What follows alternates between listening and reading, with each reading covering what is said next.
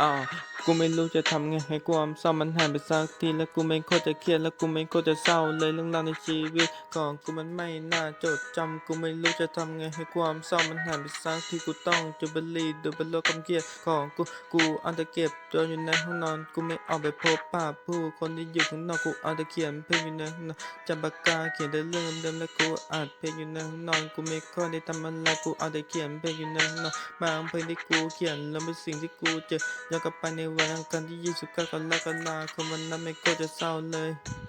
ไม่รู้ว่าแกได้จากไปแล้วกูเห็นแต่ร่างแกที่ไร้วิญญาณก่อนที่แกจะเสียกูยังไม่เยี่ยมแกอยู่เลยแต่กลับมาตอนนี้กูเห็นแต่ร่างที่ไร้วิญญาณและกลับมาในปัจจุบัน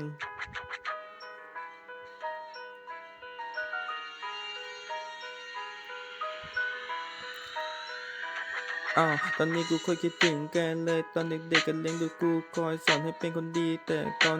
34 ปีกูเลือกที่จะเกเรแต่กูก็ผ่านมันมาได้จนกูอายุ16 ปีและแกก็ได้จากกูไป